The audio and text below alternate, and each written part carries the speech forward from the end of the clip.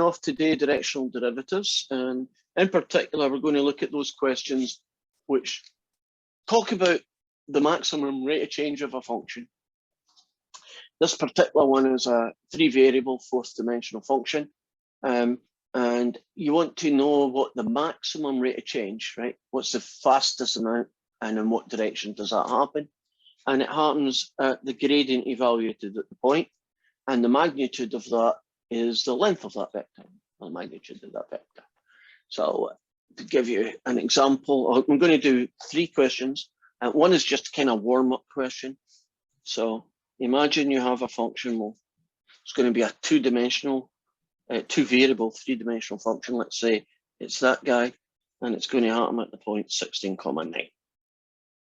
And we're being asked the direction at which you will get your maximum rate of change, and what is that maximum rate of change. So they're pretty easy questions to evaluate. You find the gradient vector, which we've done enough of those to realize it's that guy. If I want to differentiate that guy, I probably should rewrite it like that. So when you differentiate this, it's going to be 1/2 reduced to the power by 1. And if you just differentiate this guy with respect to y, you're just going to get 8 square root of x's. And then I'll make that one look pretty. You got 4, you got y, and the -1/2 power comes downstairs. So in general, unless it's specified otherwise, if they don't mention decimal places, we're assuming that you're going to do the answer as exact values. So if you want to know what direction the maximum rate of change is going to happen at this given point, it's 4 times 9 over square root of 16 and 8 times the square root of 16. And that ends up being 9, and that ends up being, I believe, 32. Okay, and that is the direction. It's a vector. So we describe very often direction in terms of 2 or 3 or whatever vector. And if you want to find what the magnitude of the greatest rate of change is, it's just the magnitude of that vector, which is whatever that guy is.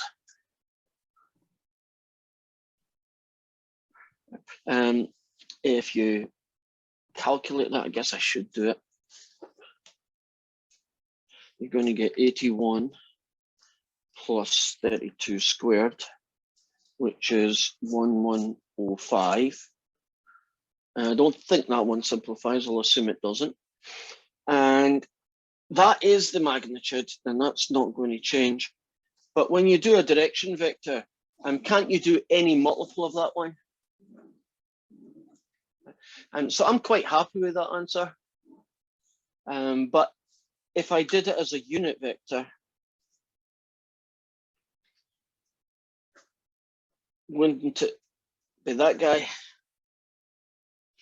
And if I wanted to make it, that's still the direction, right? If that's the direction of maximum rate of change, won't something twice as big still be in the same direction as the maximum rate of change? And won't something that's 1 unit long also be the same direction, right? The magnitude doesn't care. It doesn't change the direction. So that is also an acceptable answer. And if you're being really pernickety about it, isn't that also the correct answer? Oh, technically, couldn't I multiply that by 3 just because I felt like it? And wouldn't that answer also be in the direction? And so I'll assume, unless WebAssign decides to be a real pain in the butt, that you just use that one. Just in case, for no reason I can think of, but maybe occasionally it'll want it as a unit vector. So you know, oh, okay, if that one didn't work and I know that's right, then you could do this one. Are we comfortable about then that type of question? What's the direction to make the maximum range of change happen? And how much would that maximum rate of change? That number, by the way, is telling you how this function will increase, in this case, by that amount at that point on the surface. So if you imagine 16.9 and you went up to the surface, that would be the change in y value if you moved in that general direction. I said I'd do 3, so the second one I'm going to do is one to do with temperatures. It's a bit like question 15. So let's assume that the temperature at the point X, Y, Z is 10 e to the power of negative x squared, negative 3y squared, negative 4z squared. So this would tell you the temperature at any given point in 3D space. And the temperature is in degrees centigrade. And we are interested in the rate of change at this point P, to negative 1,5 in the direction, so this is a little bit different, towards the point, I'll call it Q, with coordinates 3, negative 4, 6. So we're being asked to find the directional vector. But they're not telling us the direction the way they usually do. Don't they just tell you in the direction of 3, 4, 5? But isn't the direction, the guy I'm going to call V, isn't T just a vector PQ? Right, so what we have here is 3 take away 2, negative 4 take away negative 1, and 6 take away 5. It's that guy. And so the unit vector in that direction is 9, 10, 11 is 1 over root 11, negative 3 over root 11, and 1 over root 11. Are you comfortable about how I got the direction that we're interested in by just finding P to Q and turning it into a unit vector? If I know, yes. So did you subtract point Q from point P? Yes. So I basically done the position vector of Q, take away the position vector of P. So I went 3 take away 2 gave me 1. Negative 4 take away negative 1 gave me negative 3. And 6 take away 5 gave me 1. So that's where those numbers came from.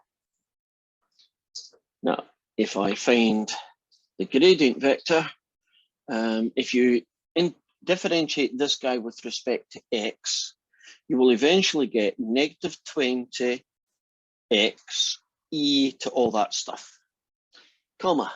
If you now do it with y, you'll get negative 30 y e all that stuff. And if you do it with z, you'll get negative 40 z e to all that stuff. Are you happy? I've just put some dots on right and all that. Wouldn't it be negative 60? For which one? On the y, and then negative 80. Well, 3 times 10. Well, 3. Oh, 2. Oh, you are good. You're right. And this one here is going to be 80 for the same reason. So I'll rewrite that again. You don't need to, but this is me just because I want to be neat. I did it to the first one, then I just lost my place. There's the first one. You're going to get a 3, and then you're going to get 2y. So that's why it's negative 60 here. And then you're going to get 4, then 2, and 10. So that's why this is going to be a negative 80 on this case. Right, at this point, things are getting really essentially ugly, but aren't we going to get the rate of change of this function at the point 2, negative 1, 5? And won't it be the dot product of f and the unit vector? So it's going to be this guy times him, this guy times him, and this guy times him, evaluated at the point 2, negative 1, 5. I'm not quite sure how far I want to go on this one because it's just really messy. Okay, If you find a direction vector at 2, -1, 5, this piece of the puzzle becomes the vector -20 times 2, which is -40. And then e to the power of, what's that going to get me? 4, 5, 6, 7, 107. And then if you do it with this guy, it's -60y. Why is that? So it ends up being plus that guy. And then if you do z, it's 400, so it's -400 e to the -107. God, that's ridiculously ugly. So that's pretty much as far as I'm going to go. It's going to be this vector, dot product with that guy. And you are going to get ridiculously ugly answers. According to what I have in front of me, and I'm just going to trust them because I just want to show you how ugly the answer looks.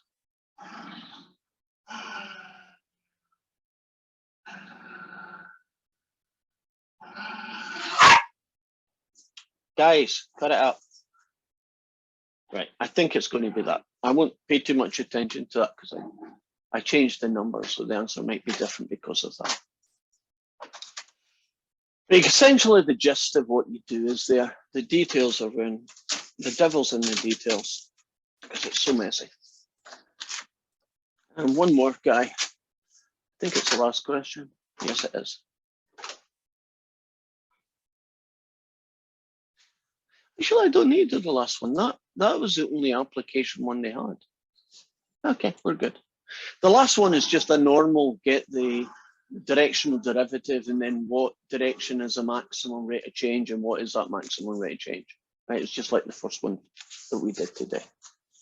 So before I move on, is or are there any questions to do with directional derivatives that you want me to talk about? Sure. And it was more time consuming than anything else. Well, get ready for lots of notes. If you do not like writing notes down, that's totally fine. Why don't you wait till I put this video on and you can go and get the video and pause it and then write these down. But essentially, we are going to look at how do you find the maximum, local minimum, or saddle point for a 3-dimensional surface, right? That's a two variable function, a 3-dimensional surface. That's what the shapes look like. Can you imagine a surface at a certain point, there's a little hill going on? That point there is called the local maximum. We want to find out where that guy is, right? How do you find that point? If you have a surface where it looks a bit like you're at the bottom of a valley, we call that a local minimum. And those are the saddle points. The analogy, isn't it a little bit like Calc 1? Local max, local min, and horizontal point of inflection would be the equivalent to that guy. And those who are writing it, I'll talk a little bit about what each of these is saying. The first thing you're going to actually learn to find is this guy here. Okay. Trying to move very slowly because it doesn't want you to do things. A window. Come on, window. There you go. Nah. Hey, cut that out. What'd you do?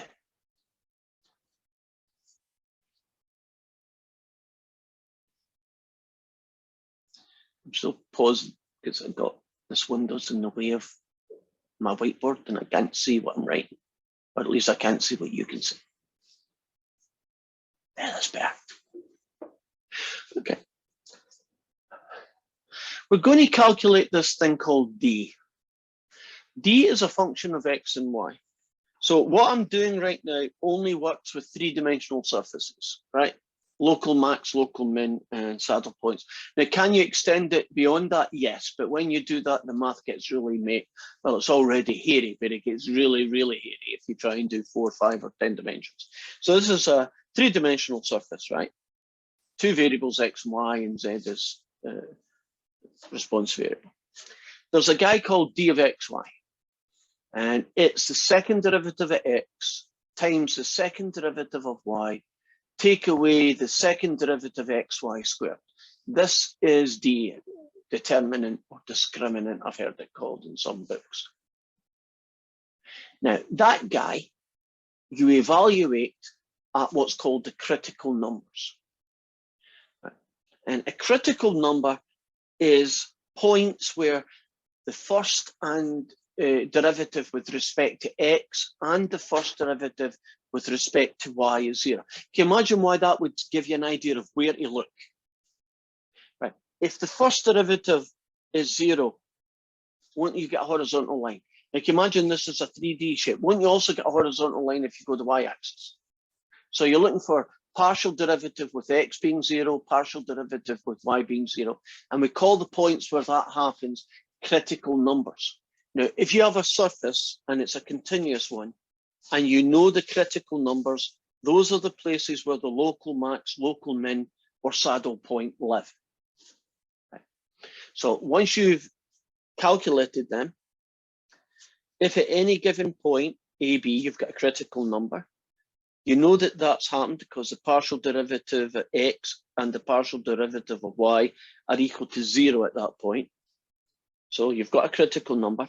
If the value of this discriminant to AB is positive, and the second derivative with respect to x is also positive, you are now looking at a local minimum.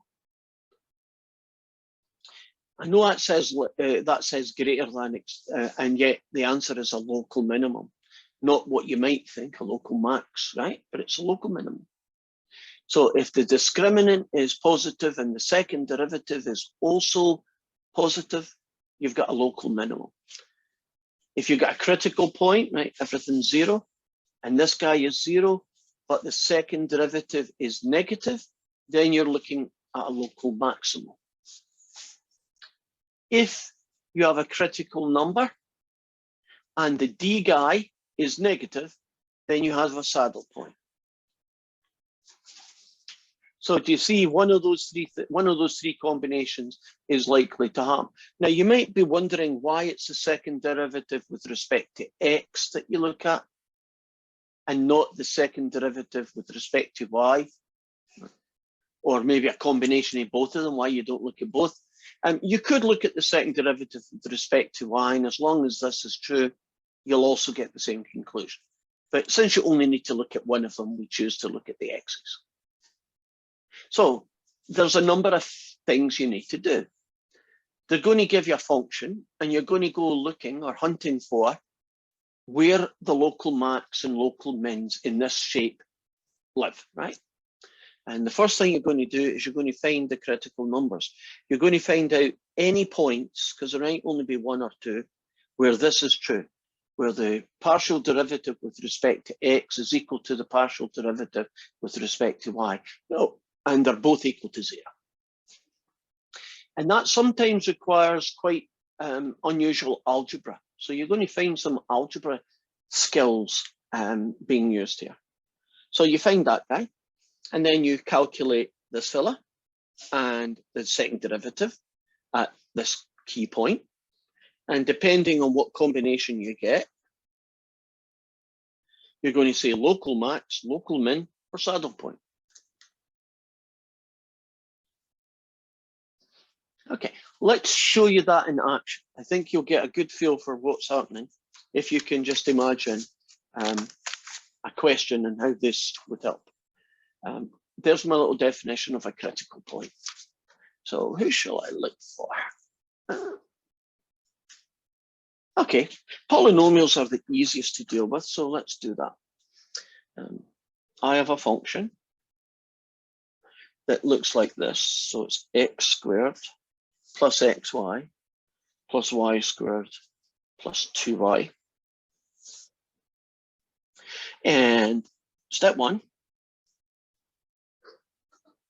we are going to find the critical points.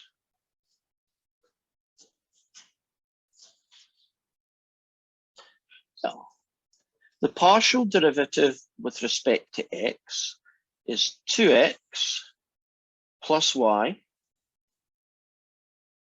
And I want to solve that for 0. So I'm going to call it equation 1. Now I'm going to do the partial derivative with respect to y. And that gets me x. And that gets me 2y. And that gets me 2. And I want that to be equal to 0. And I'm going to call that equation 2. So can you see what I'm looking for is I'm trying to solve this system of equations, right? And does anybody recognize that as being really Math 94, 99? Do you remember doing systems of equations? Yeah, and wouldn't we actually be able to set those two equations equal to each other and figure out the points where they equal since they both equal 0? I would hope that that would work, but unfortunately what will happen if you just say, I'll make this equal to 0, I'll make this equal to this, right? Is that all you will generate is x minus y minus 2 equals 0. You won't be able to solve directly. So what we're going to have to do is a slightly different approach. If I picked you up correctly, what I thought you were saying is, can't we just say that? Agreed? Is that what you meant? Yes. Right, now if you subtract an x from both sides, subtract 2y from both sides and subtract a 2, do you see all you end up getting is another equation with 2 unknowns, so you're no closer to the solution. Okay, so that's why that particular strategy in this particular case doesn't work. So what I'm going to do instead is I'm going to take equation 2, which is this guy, and I'm going to subtract 2y and subtract 2 from both sides. So I now have that. And then I'm going to substitute this fella into equation 1. So if you take 2x plus y equals 0, but you replace the x with that, you get 2 lots of negative 2y take away 2, add y equals 0. And can you see this is hopefully going to work out much better for us.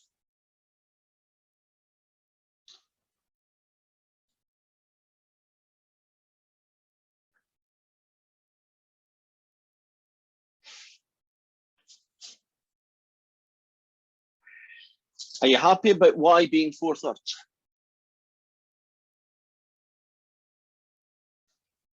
Are we good? Now, how will I find x then? Because I need to know the x and the y coordinate of this. And I know what y is, but I don't know x yet. You could plug in the y into one of your two equations and then do the algebra to solve. Yeah, exactly. So I'm going to use this one. So if x is negative 2y take away 2, won't x be negative 2 lots of 4/3 take away 2? Oh God, that's negative 8 and then another 6. So that's negative 14/3. Yes. How did when you multiply with the 2, you had the negative 4y and then you changed it to a plus 4? Ooh, that's because I can't count. That's going to make that negative 4/3 then, isn't it? Which is going to make that negative 4/3, which is 8, and 8 take away 6, and that's going to be 2/3. Right, so I just didn't do it right. Now, we're ready, because we have done step 1. And step 1 is that we found the critical point, and it's 2/3, negative 4/3. Apart from a little hiccup with a sign, are we comfortable with how I solved that? You could have like multiplied equation 2 by negative 2 and add the 2 equations if you wanted to do the addition method. That works equally well. So what's step 2 going to be? Step 2 is find all of these guys.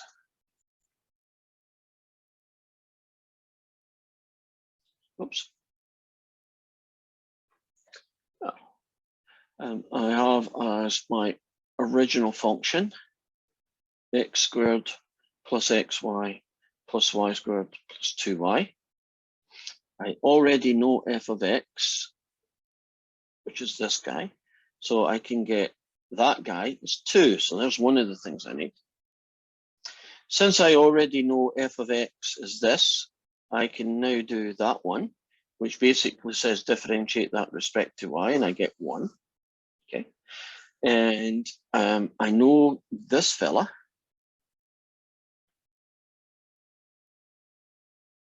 And so if I want to find yy, I get 2. Now, it's not that common that all of these things are numbers. Can you imagine that there's a good chance in a more complicated story that all 3 of these would have x's and y's in them, right? And if they did, which is much more common, wouldn't I just replace the x with 2/3 and the y with -4/3 to find out what these are as numbers? Right. But we found them, and now I can get d. And d is f of xx times f of yy take away f of xy squared. So in this case, it's a 2 and a 2, take away a 1 squared, and I believe that's 3. So d is 3.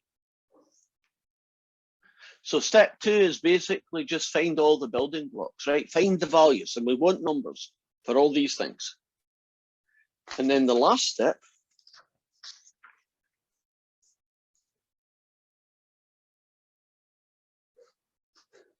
is the test. Right, now where's my little list? Here's my little list, or at least part of it.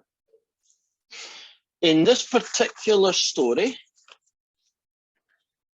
we know that d is equal to 3, which is greater than 0. And we know that the second derivative with respect to x was the number 2, which is also greater than 0.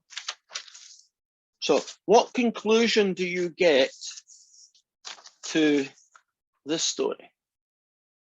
That it's a local minimum. Right, and we know there's a local minimum at the point, on a different bits of paper. I'll try and write smaller for the next time. It's what? 2/3, comma, -4/3, right? Now that's a local minimum at that point. Since there was only one critical number, this shape only has one interesting feature, right? There's only one local minimum. Now, what is the value of it? Well, that's a different question. The local minimum's value is the value of the function at that point. So it's the value of the function at the point 2/3, comma, -4/3. So that's going to be 2/3 squared plus 2/3 times -4/3 plus -4/3 squared plus 2 lots in -4/3. And I'm going to cheat, but according to what I've got in front of me, that ends up being -4/3. It's probably going to be -12/9, and then it simplifies down to -4/3. But that's the guy that in this particular case, they want to be written down as your answer. So if you were doing that question, it would look something like this: local max, and then they put the word value or values in a box, and you would say there aren't any, and it would say local minimum, and they put down values, and in this case there's only one, so you put in that answer, and then they have saddle points, and in this case there aren't any. So that's the process from start to finish. It's 3 steps. Step 1, find the critical numbers. Find the places where the first derivatives are both 0 at the same time. Second step is find all the fxx, ffy, all the stuff that you need, including the d value, at that critical number. And then you can apply the test.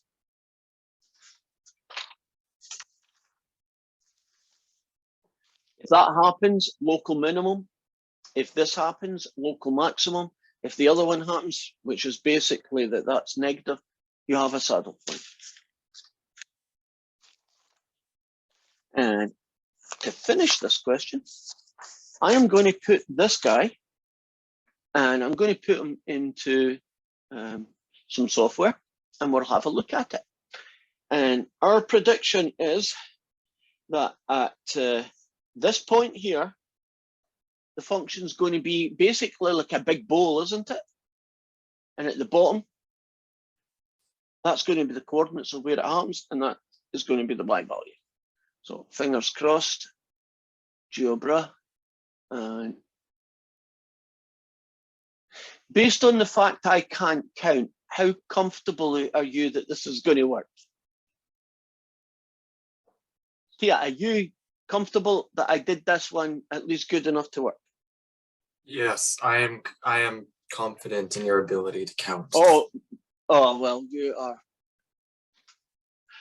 Well, based on the experience that you should have had from me, would you agree that my brain tends to be 4 lines further on than it should be? Yeah, a lot of the time. So, and what do we get? Plus 2y. Oh, now, yay! If you look at this point, you can orientate this shape, which is quite good. Do you see the bottom of the hill is definitely negative? Would you agree the y value is negative something? I know it's hard to scale, but if that's -1, does that seem likely that it's probably around about -4/3? Right. And now if I rotate it this way, if you imagine that point where my mouse is, does that look reasonable as a 2/3 -4/3? Well, it's a bit hard to tell, but if you look at the x's and if you look really carefully, I believe there's some y's going on there. Yeah, can you see the x value and then the y value is negative? So when I do that, can you see it's positive this guy, negative that guy? So I would say that is a success. Would you agree? That looks like it matches exactly what it is. You cannot really tell on this any accurate answer. Do you see that the answer we got is the exact answer, right? It's not kind of sort of there. That's where it is. Of course, it's an extremely long question. So I probably wouldn't have time to do more than just one more. And then tomorrow we'll do some more. Tessa, do you believe that that was going to happen, or were you surprised I actually got it right? I was a little surprised. It's good to be honest. I would totally understand that. Yeah, you know that the math is correct, although sometimes the counting lets me down. Right, let's see if I can find one with a lot more going on. It's a pretty boring one, I won't do that.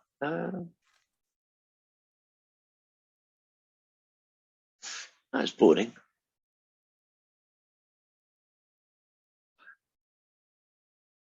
Oh, this one's interesting. Let's do this one.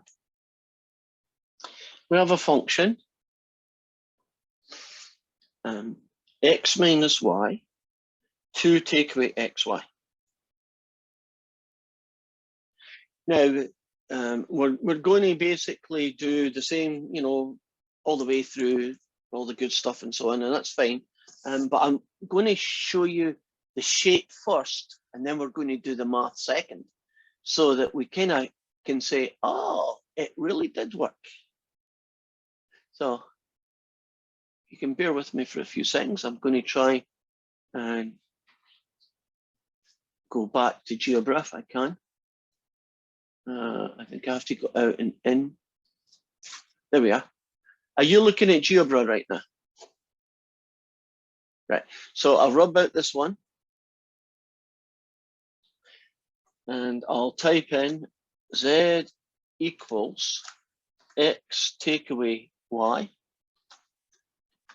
And It doesn't look like it's even typing.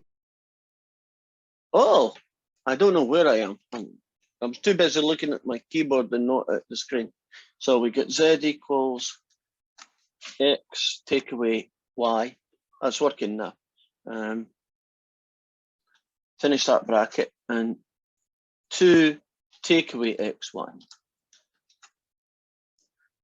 What? Why is that other one there? That's weird. Oh, I typed it in twice. Go figure.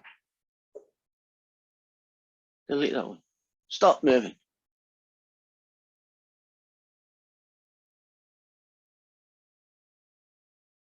That's not the shape I was expecting to see. Isn't that my old shape? Yeah, that's the old one. Why is it being weird? Why is it being weird is my answer. I don't know why it's being weird. Right, well, let's do, when things are weird, switch off and start again, right? So I'm going back into GeoBra, so it should come in clean, right? Are you seeing GeoBra? Will I have to go out and in again? Can you see it? Oh, Yeah, good. I So I can see don't- it. Right, so I'm just going to do Z equals X take away Y, which should be a plane, which it is. And then when you add on 2 take away X, Y, something really weird should happen. Yes, it does. Now, what you're going to see here is an example of one of those saddle points that I'm useless at drawing, but good at imagination. Do you see that point there where my mouse is? That's called a saddle point. Can you see if you were in this point, wouldn't you be walking downhill, round and uphill? Agreed? So if you were walking along the surface, wouldn't you describe this as a bottom of a valley kind of shape? Of course, if you rotate it this way, do you see that you're now at the top of a hill? You see it going like that? It's a pretty good name. Doesn't it look a bit like a saddle, right? It has a curve going this way, which is kind of a max, and it's also got a shape going this way, which is a min. So saddle point is like, it's half of each, right? It's like a minimum and it's also like a maximum, right? It's orientations. And according to this, there's 2 of them. Isn't there one over here? See that saddle point there? And then I rotate it. Isn't there a saddle point there? So I know what the answer is going to be. I'm going to have 2 critical numbers. And at each one of those critical numbers, I'm going to have a saddle point. So fingers crossed, that's what we're going to end up with. So let's talk about the algebra problem. I need to find critical numbers, which means I need to find the partial derivative with respect to X and Y. And that is not really the form I want this to be written. Would you agree it's probably better just to FOIL it out and make it a polynomial, right? They're just easier to deal with. So I'm going to have 2x take away x squared y, take away 2y plus xy squared. Are you happy with what I just did there? I just FOILed it out.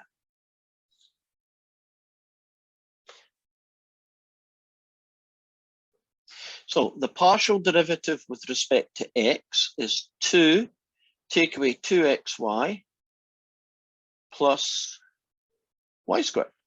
And that has to be 0. And if you do a partial derivative with respect to y now, you are going to get negative x squared, negative 2 plus 2xy equals 0. So far, so good. Right. Now the problem. The algebra of solving these questions can sometimes, very often actually, be quite difficult to solve.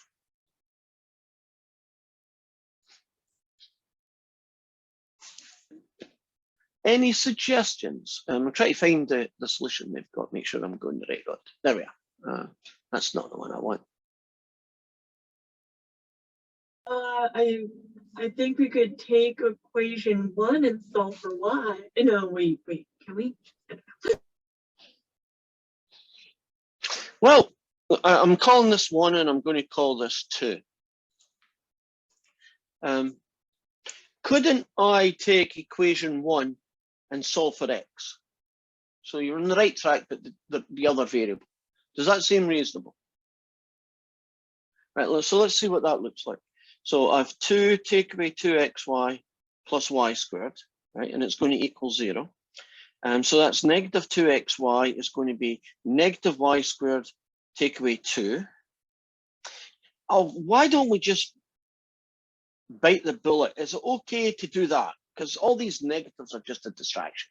Right, now if I wanted x on its own, what would I do to both sides? Divide by 2y. Okay, so I'm going to take that and divide it by 2y. I'm going to take that guy and divide it by 2y. I guess I could call it one big fraction now I think about it. And then go to here, which is equation 2. Right, that one. And couldn't I replace the x with this horrible mess? So it's now negative y squared plus 2 over 2y squared, take away 2 plus 2x times, oops, not 2x, 2 times y squared plus 2 over 2y times y equals 0. Are you still with me? Now, as ugly as that looks, isn't it at least one variable equation? Right, there are only y's there. So if you FOIL this guy out, you get y to the 4, you get 4y plus 4 all over 2y, and then remember it's got a negative in front of it. You've got a take away 2, and then you've got an add. Well, that guy cancels with that, and that guy cancels with that. So don't you just get a y squared plus 2 out of this piece? Equals 0. And now I've got negative y to the 4 plus 4y plus 4 all over, and I'm saying all over 2y. It's 2y squared. So that's what? 4y squared. That's better. And that kills off that. So you get plus y squared equals 0. Why don't I add this to both sides? So that way I can get rid of that annoying negative.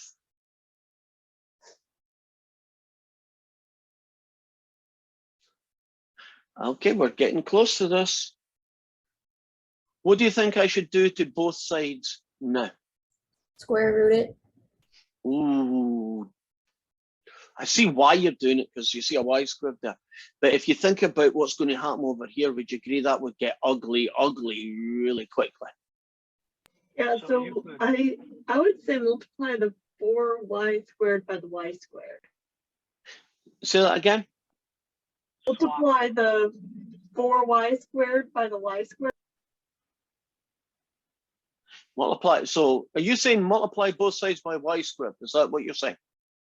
Yeah, by the 4y squared. Okay, so I hear you. So that Include the guy, denominator. right. So basically getting rid of the fraction. That's what I hear. Is that what you're thinking? Yep. Okay, good idea. What do I do next?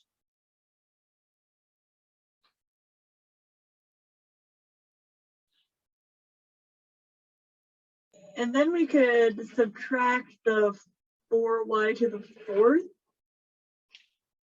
Okay, or I'll go the other way, but it's the same thing as what you just said. So I'm going to have 3y to the 4 minus a 4y plus a 4 equals 0. So that would be minus 4. You're right. It would be minus 4. Anything else here? That 4y, can I just check this? That should be 4y squared. That's better. Yeah. Okay, so I fixed that little hiccup. That 4y should have been 4y squared. We are darn close to finishing this.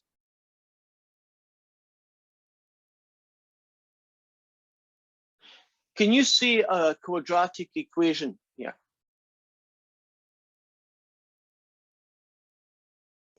mean, Yeah, I could Yeah. see being able to find the I mean, The- isn't it the equivalent of that guy?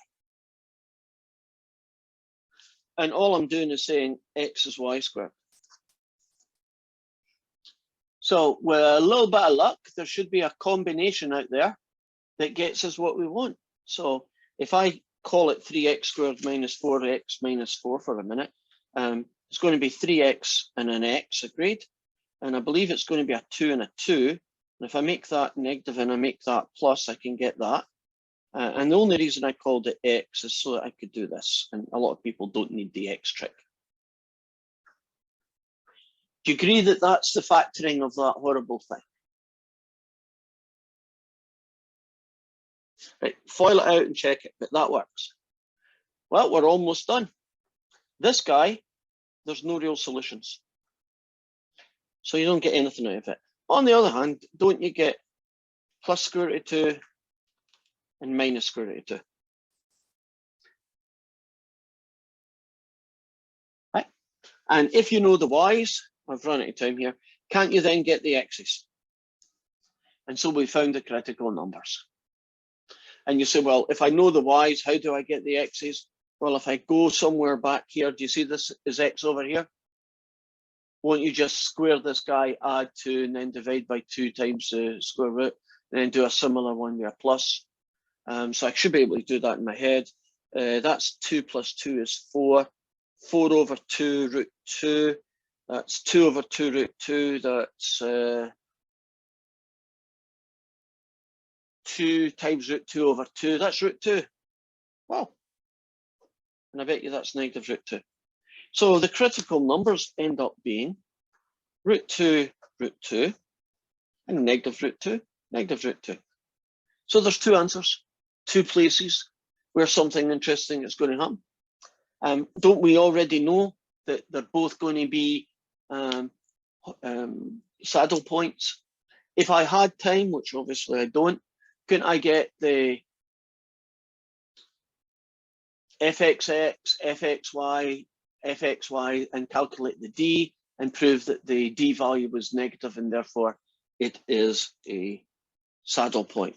All that stuff ends up telling me that in both cases you get that. Whoa, that was a bit short and sweet at the end, but hopefully got the gist of it.